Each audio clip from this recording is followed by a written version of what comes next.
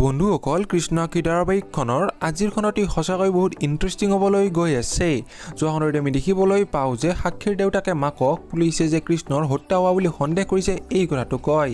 আৰু কৃষ্ণ কি ধাৰাবাহিকখনৰ আজিৰ খণ্ডত আমি দেখিবলৈ পাম কৃষ্ণৰ দেউতাক আৰু সাক্ষীৰ দেউতাক পুলিচ ষ্টেচনলৈ যাব আৰু তাত পুলিচে কৃষ্ণৰ যে হত্যা কৰা হৈছে এই কথাটো ক'ব।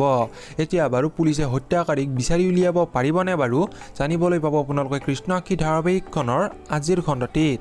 এইফালে কৃষ্ণই সৰু ল'ৰা ছোৱালীৰ নিচিনা ব্যৱহাৰ কৰি থকাত ৰঙে অশান্তি পায় আৰু আজিৰ খণ্ডত আমি দেখিবলৈ পাম ৰঙে দেউতাকক কৃষ্ণক বাহিৰলৈ ফুৰাবলৈ লৈ যাব খুজিব। এতিয়া বাৰু দেউতাকে কৃষ্ণক বাহিৰলৈ লৈ যাব দিবনে বাৰু? বিনীতাই আইতাকক সাক্ষী আৰু ৰাজুৰ মাজত সম্পৰ্ক থকা বুলি মিছাকৈ লগায় আৰু আইতাকেও বিনীতাৰ কথাত বিশ্বাস কৰি লয়। এতিয়া কৃষ্ণ কি ধাৰাবাহিকখনৰ আজিৰ খণ্ডত আমি দেখিবলৈ পাম আইতাকে সাক্ষীৰ মাক দেউতাকক মাতি পঠাব। এতিয়া বাৰু আইতাকে মাক দেউতাকক কি ক'ব? সঁচাকৈ কৃষ্ণ কি ধাৰাবাহিকখনৰ আজিৰ খণ্ডটি বহুত বেছি ইণ্টাৰেষ্টিং হ'বলৈ গৈ আছে।